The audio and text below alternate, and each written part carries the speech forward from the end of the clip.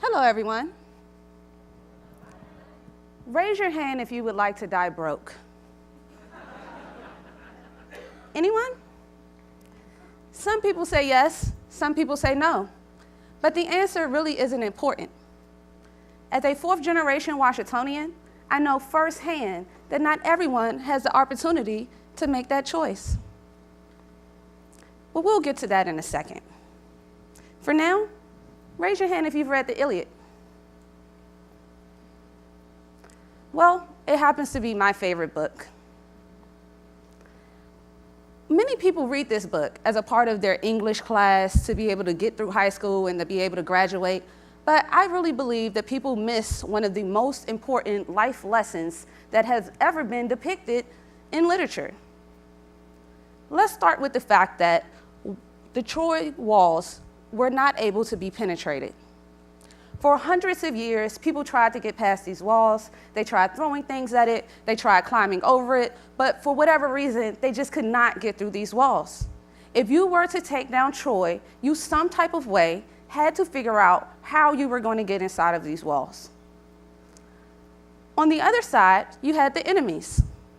They tried a million different ways. They couldn't figure out how to get inside. And then finally, it hit them. We have to be invited inside. We some type of way have to get the Trojans to walk us inside of Troy. So they built a giant horse. They climbed inside of it. They gathered a few people to be able to leave it outside of the gates of Troy, and they presented it as a gift. When the people saw it, they just immediately assumed that it was a gift. Now, they didn't just walk up and say, knock, knock, guess who's back? No, they allowed the Trojans to underestimate the Trojan horse. I want you to allow people to underestimate you. I want you to allow people to talk to you as if you're nothing. Have conversations right in front of you as if you're an ant. I want you to allow them to speak to you as if you don't even understand the language. And then you use that information to your advantage. Whether you're too black, too white, too big, too tall, too short, too bald, or just plain broke. Whatever the reason is, allow people to underestimate you. Oftentimes, people feel the need to show people who they are, to show their talents at the wrong moments. They want to say, oh, they don't know who I am? Let me tell them about me. Oh, who are you? What? Where your boss at? No. Allow people to underestimate you. Allow them to think differently of you. If you approach a monster as a monster, do you not think that monster is going to attack you?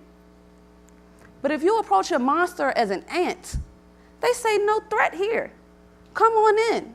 Let me show you my monsterly secrets and tell you my monsterly ways. Sounds familiar? It's similar to the film industry. If you approach an actor and tell him that you're going after the exact same role that he plans to, do you really think he's going to tell you his secrets? Do you really think he's even going to be your friend? But instead, if you go to him and you say, I want to be your understudy, he'll make you his protege. Instead of proclaiming that you're the best director in the land, you go and say, I'm a humble tech geek. I'm just trying to understand the industry better. Then you might end up at the Gwendolyn Theater with a member that's on the board of the Oscars. You might end up with a mentor that's been working in the industry for the past 30 years. Shout out to Mitchell Block. So that's how you go about those things. You allow people to underestimate you. Now, the Trojans were, the enemies were smart. They didn't just immediately hop out. They knew better than that. They wanted people to think that they had received a gift. And so you allow people to use their egos against themselves. They sat there and said, of course they left me a gift. I'm the baddest person in the land. Now I'm going to have my people check it out, but it seems legit. Seems legit. And then they roll this thing in because they think it's a gift. No harm here. And then they throw a party around it. They celebrate it. And they think that they've won. They celebrate a false victory. They get drunk, they're merry, they're happy, and then they go to sleep. Now, the Trojan said, we're not going to just jump out and be like, aha, gotcha, sucker, we inside now, what's up? That would have been foolish. If you attack someone when they expect you to attack, are they not armed and ready and waiting for you? But if you attack somebody when they least expect it, oh, now you got them. And the Trojans understood the importance of that. By the time the Trojans woke up, the city was already in shambles. They were already surrounded. It was nothing that they could do, simply because they allowed themselves to underestimate the Trojan horse. You see, I'm not here for an aha moment. I got you, sucker. Oh, no. I wanted to go down in history that I destroyed you. 1,000 years from now, I want people giving speeches on how I destroyed you.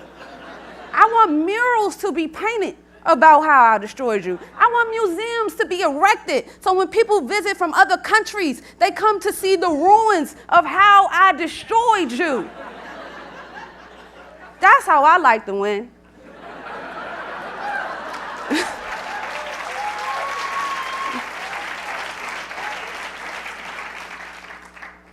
But it requires patience. It requires guts. It requires grit. You see, entertainers are some of the most important Trojan horses in the world. You ever wonder why? You ever wonder why rich people or wealthy people or whatever you want to call them, their kids don't go off and just do amazing things? It's because they don't have any grit. You ever wonder why super intelligent people end up giving their ideas away? Because they don't have any guts. You see, you have to have guts and grit. You have to be strategic and you have to be patient. Let's look at Beyonce. Beyonce just didn't rise up out of Texas with her fist in the air. No, she strategically calculated her success. She won a ton of Grammys. She became one of the highest paid people in her industry. And then she said, what happened in New Orleans? What happened in New Orleans? Okay? Then we have Oprah. Queen Oprah. For years, people said that Oprah wasn't doing enough to be able to help the Black community. You know, she would do things in Africa, but what was she going to do to help the Black community? It was so many complaints about this. But you see, Oprah had a plan. Oprah was being a Trojan horse. She waited until she owned her own network. And then she said, let me show you what happened in Selma. What's up, Queen Sugar? Let me put you on, Ava. And I even had the pleasurable honor of her pushing her security aside to take my book from me. She's the real deal. And then you have little me. Little girl from DC that reverse engineered the Fair Isaac credit reporting system to invent the only mobile credit game in the world. Credit Stacker, top 10 app in the world named by Google, similar to Candy Crush, but instead of swapping around candy, you swap around credit types to pay off your debt, achieve a high credit score, and learn from the multiple choice questions. We've been named the best financial literacy product in the country by the White House, Department of Education, and JP Morgan Chase. Thank you. Not to mention the fact that I was also named the next Steve Jobs by Forbes magazine. But even with all of that, we still face an extreme amount of discrimination, and we struggle with funding. In fact, most Black female founders do. Currently, to this day, over the past 6 years, only 16 Black female founders have raised over $1 million. That's less than 0.02% of funding that goes to Black women. As recent as an article in Forbes magazine that just announced number 15 and 16 in November. These are true statistics. I even wrote a book, History of the Black Dollar, to be able to further explain the disparities in our community. So you see, I, too, have to be your Trojan horse. I have to climb to the highest heights to be named one of the top 4 icons in the world by the United Nations for most influential people of the African diaspora. I have to have guts. I have to have grit. I have to be patient. And when the time is right, I will take down their walls. So my message, ladies and gentlemen, to you today is to be a Trojan horse. For you to get that role, attend that college, join that school, be in that film, do marvelous things, win awards, and then you say, what happened on Broadway? What happened in Hollywood? Did you see Hamilton? Did you see Black Panther? Did you see that they made $700 million in less than 10 days? Did you see that? Do you see that the movie theaters are begging for more diversity? So I encourage you to go forth and be Trojan horses. And oh, don't worry if they're still underestimating us. We want you to underestimate us. Because why? Because you don't realize you're already surrounded. You don't realize we've already entered your walls by invitation. You don't realize we're already taking over from Silicon Valley to Hollywood. Books will be written, murals will be painted, museums will be erected. And when they come to Broadway 1,000 years from now, they will see the ruins of how we globally destroyed you and built a new empire from being Trojan horses. So I'm gonna keep going, because a winner don't quit on themselves. Thank you.